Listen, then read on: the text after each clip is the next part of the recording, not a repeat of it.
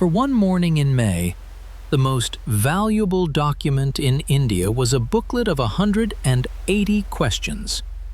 Nobody stole it. Per the CBI's charge sheet, it walked out inside people's heads. And then it was sold, like a product line. So what does a national exam go for?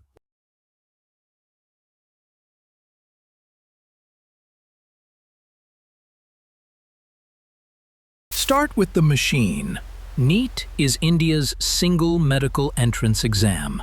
One paper, one morning. Pen and paper, a ballpoint pen, and an OMR sheet. On the 3rd of May, 22,75,011 candidates were registered. 96.92% turned up. 2.27 million people sitting down at the same hour to answer the same 180 questions. You've seen the photographs of that morning, the queue at the gate, the admit cards held up. Whatever's on that paper decides who becomes a doctor. So it's moved like bullion. Sealed boxes, armed escort, steel trunks that open once, bank strong rooms.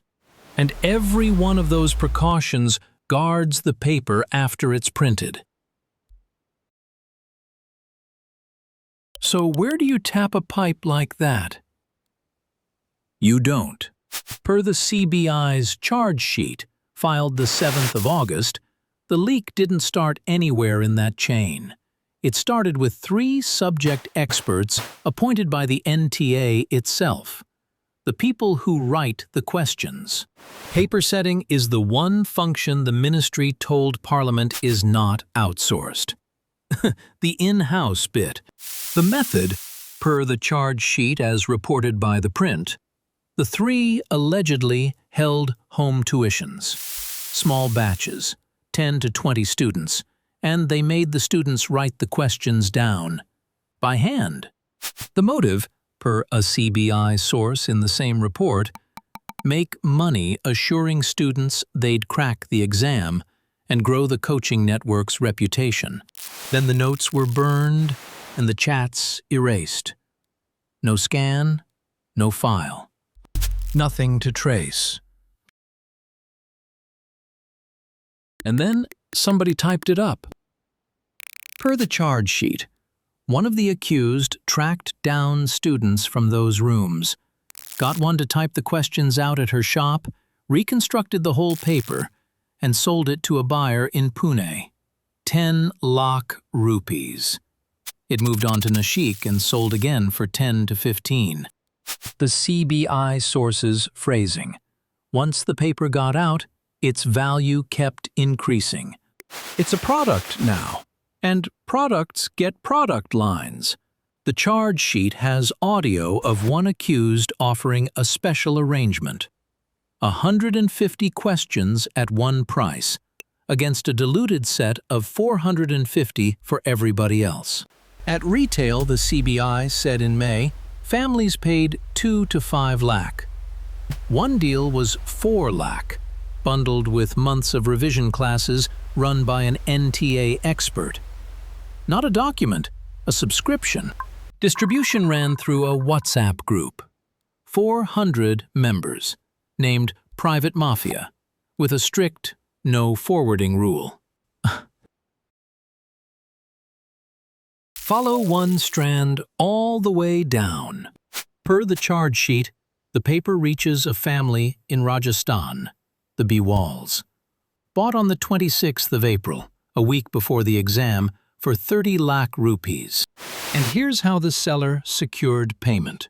The buyers allegedly handed over collateral, their original Class 10 and Class 12 certificates, and a signed blank check. The security deposit on a stolen exam paper was your school certificates and a check with nothing written on it. That's one strand. How many were there? Nobody knows. No total has ever been established. Not the money, not the number of buyers. The charge sheet names 13 people. It doesn't name a market. So how did anyone find out? Not from the system. From a chemistry teacher in Sikur, Rajasthan. On the 3rd of May, after the exam, Shashikant Sutar's landlord showed him a PDF, Sutar's own account, on camera. He checked the chemistry section against the real paper, and all 45 questions matched. A colleague tallied the biology, 90 out of 90. That's Suthar's personal count, in his own words. The wider document says why he wasn't imagining it. That circulating guess paper carried 410 questions. 120 of them matched the real exam exactly. Same order, identical answer options. The exam was cancelled on the 12th of May. Same day, the CBI registered its FIR. The government's own release lists it. Criminal conspiracy, cheating, criminal breach of trust, theft, destruction of evidence. So who pays for that?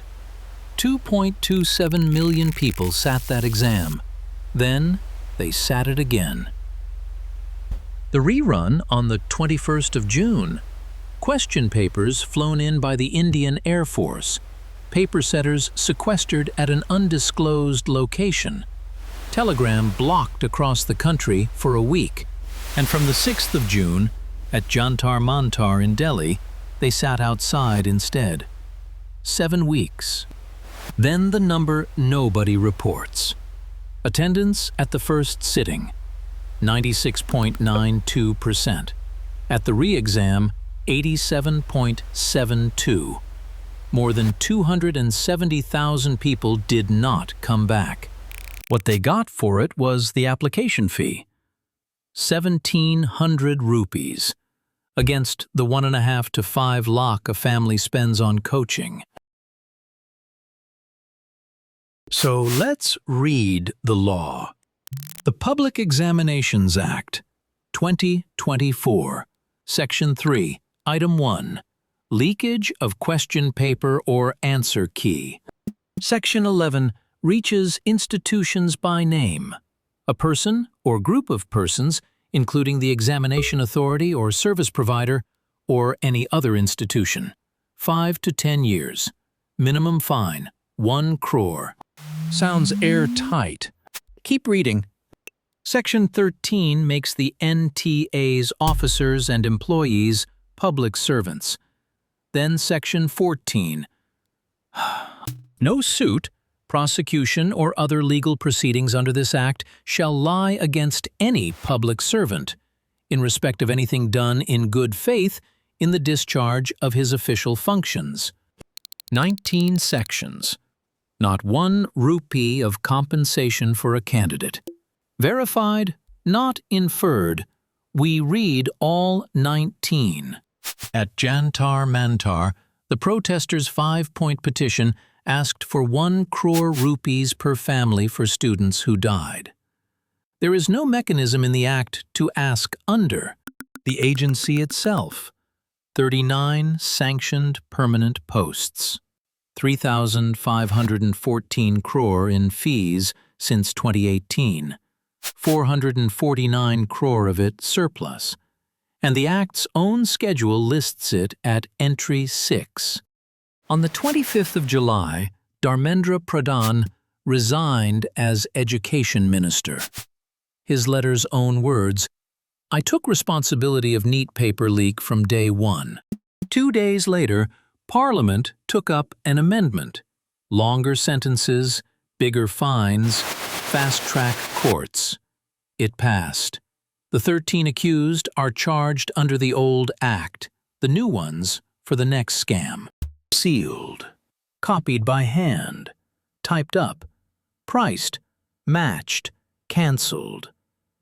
The most valuable document in India for one morning. And it's in an evidence bag now. Exhibit A.